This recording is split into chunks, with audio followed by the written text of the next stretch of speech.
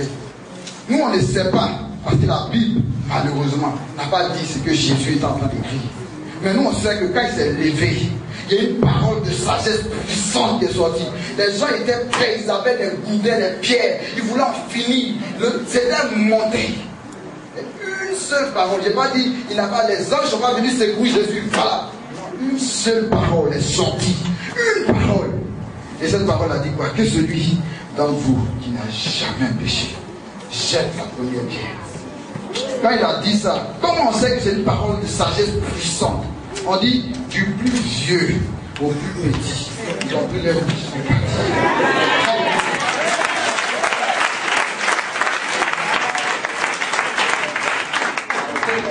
C'est fort.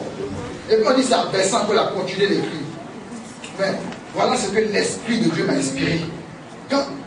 Qu'est-ce qu'il est en train d'écrire? Je posais la question, il est en train d'écrire quoi?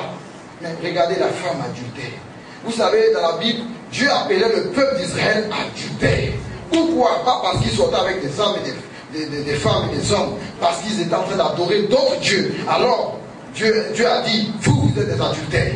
Mais cette femme adultère, vous savez ce qu'elle représente? Je vais vous dire un indice. La Bible appelle l'église l'épouse. Amen. Mais l'église, c'est qui? Les nations païennes. C'était les nations idolâtres. Alors la femme adultère, c'était l'église. Et alors, et les juifs, avec quel acte les juifs devaient les poser? Ils étaient en train de repousser leur Messie. Alors Christ est retourné vers l'église. Alléluia. Et quand il est en train d'écrire sur le sol, il est en train de sceller le mystère de l'église. Le seul moyen pour échapper au jugement de la deuxième écriture. Alléluia. Voilà l'archevêque chair qui était venu là. Le seul moyen de rentrer à Jérusalem, le seul moyen de rentrer dans la nouvelle Jérusalem, c'est l'église. Et il venait de sceller l'église. Il dit, ceux qui ne rentrent pas par l'église, tu ne peux pas dans la nouvelle Jérusalem. Tu vas te noyer dans le Jourdain. Alléluia.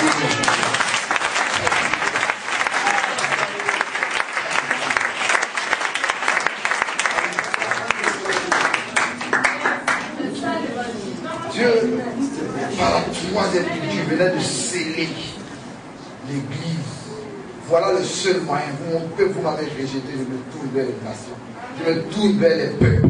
Que ceux maintenant qui veulent m'appartenir, ceux qui veulent rencontrer Dieu, ceux qui veulent sortir de ce jugement des nations. Pourquoi le jugement des nations? Pourquoi Dieu a mis fin aux nations? Vous pensez que Père Satan a fait quelque chose de particulier, quelque chose de différent de nous? Non.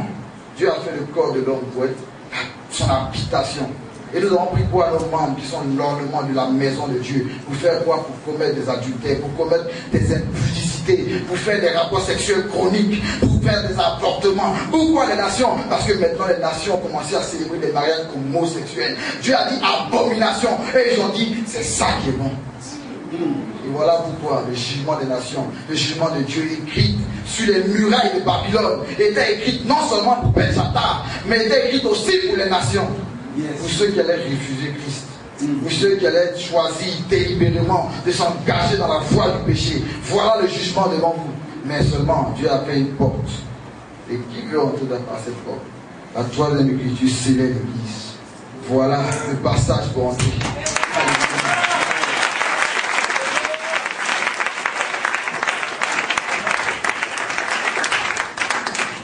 Mais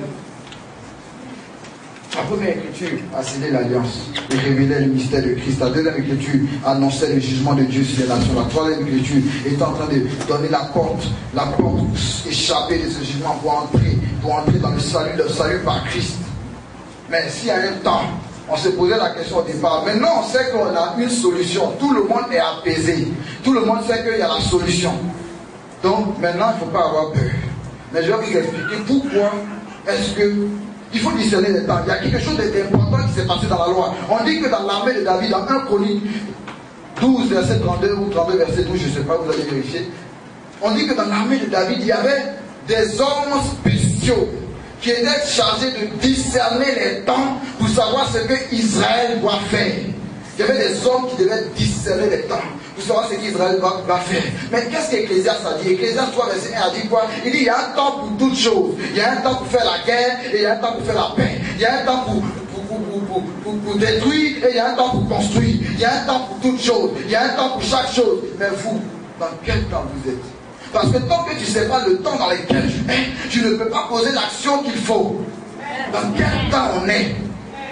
Il faut savoir le temps dans lequel nous vivons. Sinon, on ne sait pas qu'est-ce qu'il faut faire. Qu'est-ce qu'on doit faire. Alléluia.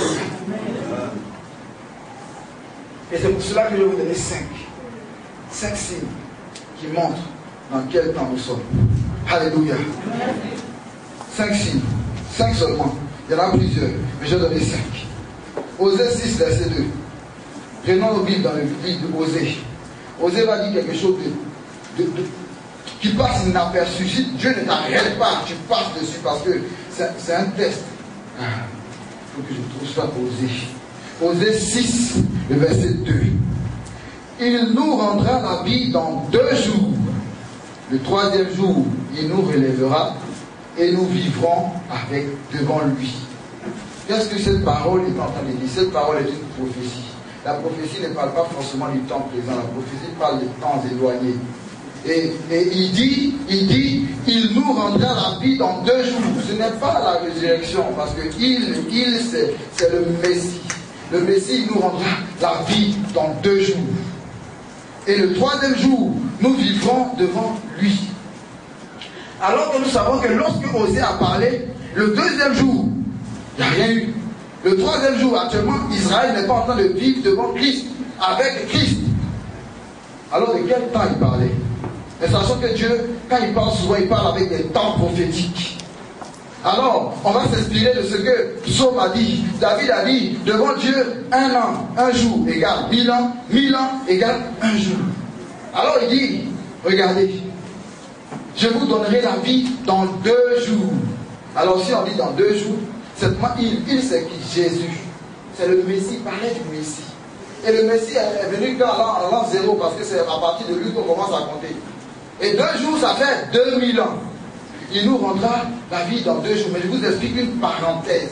Je devais parler de ça dans le verset suivant, mais je pense que je vais le déplacer.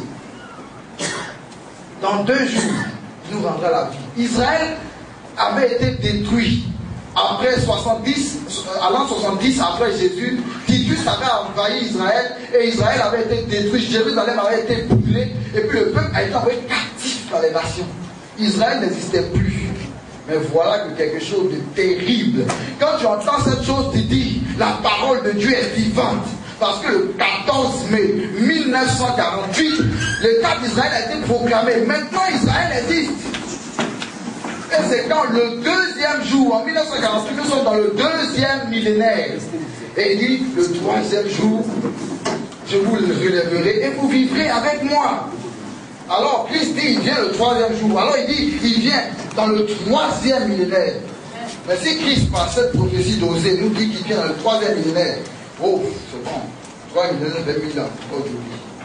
Mais je vais vous expliquer quelque chose. Prenons le verset suivant. Le 2e signe. Et le signe, le premier signe, excusez-moi, c'est le signe du 3e jour. J'ai appelé ça le signe du 3e jour. Le 2e signe, c'est le signe du figuier. Et nous allons prendre nos Bibles. Dans Luc 21. Luc 21, rapidement, parce que le temps est en train de courir. Luc 21. Voici ce que Luc 21 nous dit. Luc 21, 24 à 33. 24 à 33. Suivez bien ce verset-là. C'est très fort. Il y a quelque chose qui se passe ici. Ils tomberont sous le tranchant de l'épée. Ils seront emmenés captifs parmi toutes les nations et Jérusalem sera foulée aux pieds par les nations jusqu'à ce que le temps des nations soit accompli. Dieu avait fixé un temps pour les nations. Et le temps des nations, c'est le temps pendant lequel Israël allait être dominé, Israël allait être captif, comme le verset nous dit. Les nations vont dominer Israël. Et voilà, et ce temps-là est déterminé, est bien fixé par Dieu. Et je continue. Il y aura des signes dans le soleil, dans la lune et dans les étoiles. Et sur la terre, il y aura de l'angoisse chez les nations qui ne sauront que faire au bruit de la mer et de ses flots. Les hommes rendant l'âme de terreur dans l'attente de ce qui surviendra pour la paix. Car la puissance des cieux sera ébranlée. Alors on verra le Fils de l'homme venant sur une nuée avec puissance et une grande gloire. Quand ces choses commenceront à arriver,